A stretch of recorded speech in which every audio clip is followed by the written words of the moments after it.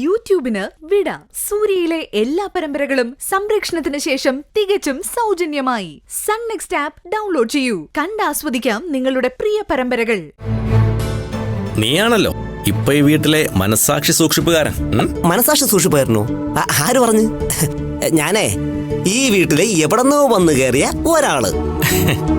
ആ ബോധം നിനക്കുണ്ടല്ലോ. അത് മതി. എനിക്കറിയേണ്ടത് അഞ്ജനെ കുറിച്ച്. മനസ്സിലായില്ല? ദർശനയുടെ അനിയത്തി അഞ്ജന. സംസാരിക്കാൻ പറ്റിയില്ലെങ്കിലും അവളൊരു സുന്ദരി കുട്ടി തന്നെയാണ്. അതെ, നമുക്ക് ഈ സംസാരം ഇവിടെ വെച്ച് അവസാനിപ്പിക്കാം. ചോട്ടുവേ ദർശനയുടെ രൂപേഷിന്റെ അനിയത്തിയാ, അത് ഓർമ്മ വേണം. അതിന് ഞാൻ തെറ്റൊന്നും പറഞ്ഞില്ലല്ലോ. സുന്ദരിയാണെന്നല്ലേ പറഞ്ഞുള്ളൂ. അതൊരു തെറ്റാണോ? നിക്ക്. അല്ല, അവള് നീയും തമ്മില് എന്താ ബന്ധം? എന്ത് ബന്ധം? അല്ല, അവൾക്ക് ഈ വീട്ടില് ഏറ്റവും കൂടുതൽ ഇഷ്ടമുള്ള ഒരാള് നീയാ. നീ പറഞ്ഞ അവൾ എന്തും കേൾക്കും, അനുസരിക്കും. ഒരു കൊച്ചുകുട്ടിയെ പോലെ അവൾ നിന്റെ പിന്നാലെ നടക്കുന്നത് ഞാൻ ശ്രദ്ധിച്ചിട്ടുണ്ട്. നീയും അവളും തമ്മില് വല്ല പ്രേമാണോ? ഇനി ഒരു അക്ഷരം വേണ്ടി പോകരുത്. ചോട്ടു എനിക്കേ കൂടെ പറഞ്ഞ പെങ്ങളെ പോലെയാ. ഇതുപോലെ എന്തെങ്കിലും നിന്റെ നാവിന്ന് വന്നാ ചിലപ്പോ എന്റെ നിയന്ത്രണം വിട്ടു പോകാം കേട്ടാ. പയ്ക്കോ. ആ നിക്കടാ. പ്രേമമാണെന്ന് ചോദിച്ചപ്പോ തന്നെ നിന്റെ മനസ്സിന്റെ നിയന്ത്രണം വിട്ടു അല്ലേ? അപ്പൊ കുറച്ചുകൂടൊന്ന് ചെകഞ്ഞു നോക്കിയാലോ? നീ പൊട്ടിത്തെറിക്കുവോ? എന്താ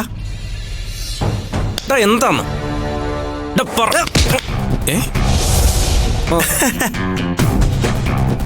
എന്റെ കൈ കേറി പിടിക്കാറായോ നീ? എവിടെ നിന്നോ വലിഞ്ഞു കയറി വന്നവനൊക്കെ ഇത്രക്ക് ധൈര്യമായോ? എടാ, നിന്റെ മനസ്സിലെന്താണെന്ന് എനിക്കറിയാം. പക്ഷെ അഞ്ജനയുടെ കാര്യത്തിലെ ആ മനസ്സിലിരിപ്പം നടക്കാൻ പോണില്ല കേട്ടാ.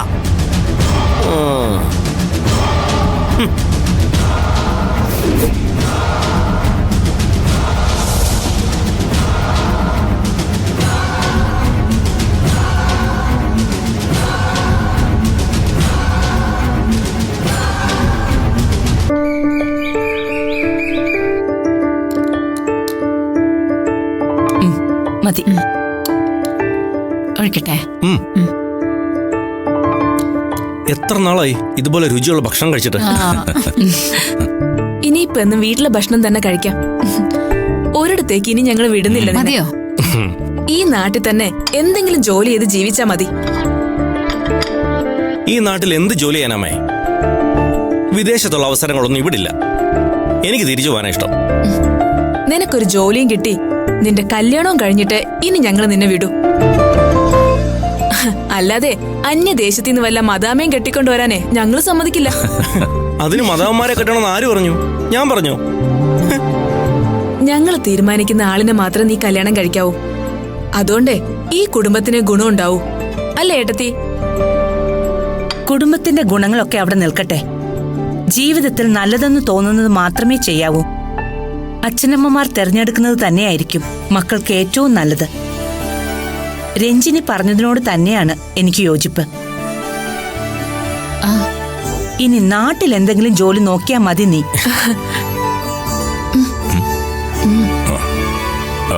എടത്തി,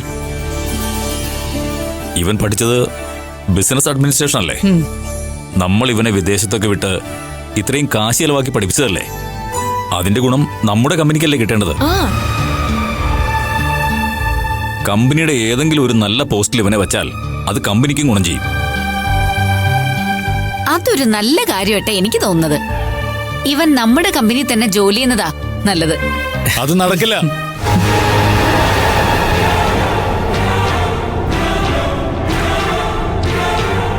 കമ്പനിയിൽ ഇപ്പൊ തന്നെ സ്റ്റാഫിന്റെ എണ്ണം കൂടുതലാണ്.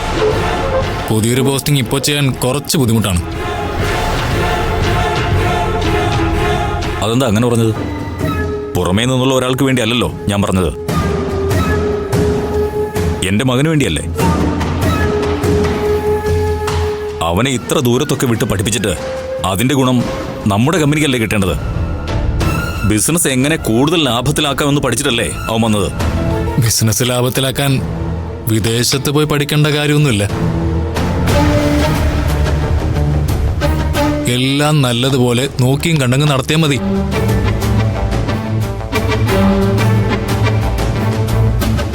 പിന്നെ വേറൊരു കാര്യമുണ്ട് ചേച്ചി. ആദ്യം നമ്മുടെ കമ്പനിയിൽ ഇവനെ ജോലി കൊടുക്കാതിരിക്കുന്നതന്നെ നല്ലത്. അതൊന്നും ഇവന് ജോലി കൊടുത്താല് സ്വന്തം കമ്പനി ആവുമ്പോൾ കുറച്ച് അലസത കൂടും. അതേസമയം മറ്റേതെങ്കിലും കമ്പനിയിൽ കുറച്ചു കാലം ജോലി നോക്കിയിട്ട് നമ്മുടെ കമ്പനിയിലേക്ക് വന്നാൽ ഉത്തരവാദിത്വം കൂടും. അതാണ് ഞാൻ ഉദ്ദേശിച്ചത്. എന്ത് മണ്ടത്തരോ പവിത്ര നീ പറയുന്നേ. നമ്മുടെ കമ്പനിക്ക് വേണ്ടി ആവുമ്പോ ജോലി എടുക്കുന്നതിൽ അവൻ ഉത്തരവാദിത്വം കൂടുതലേ ഉള്ളൂ. തൽക്കാലം നടക്കില്ലെന്നാ ഞാൻ പറഞ്ഞത്. നമുക്കത് പിന്നീട് ആലോചിക്കാം.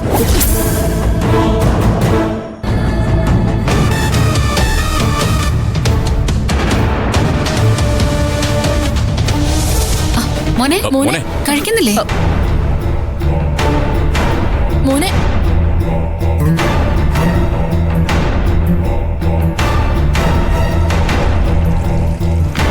പവി, എന്താ ചേച്ചി? യതി പറഞ്ഞത് ഗൗരവമായിട്ട് ആലോചിക്കണം. നിഖിൽ ഇനി നാട്ടിൽ തന്നെ നിൽക്കുന്നതാണ് എനിക്ക് താല്പര്യം. നമ്മൾ അവനെ വിദേശത്തയച്ചു പഠിപ്പിച്ചതേ മറ്റു പലരുടെയും കമ്പനിക്ക് ലാഭം ഉണ്ടാക്കാനല്ല. ചേച്ചി, ഞാൻ പറഞ്ഞത് നമുക്കത് ആലോചിച്ചിട്ട് ചെയ്യാന്ന.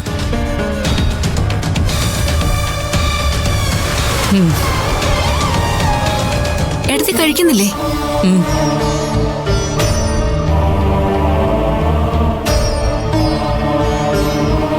പവിത്ര, എന്റെ മകൻ കമ്പനിയിലേക്ക് വരുന്നത് നിങ്ങൾക്കാർക്കും ഇഷ്ടാവില്ലെന്ന് എനിക്കറിയാം. പക്ഷേ അവൻ ഈ കുടുംബത്തിലെ, അതും മറക്കരുത്.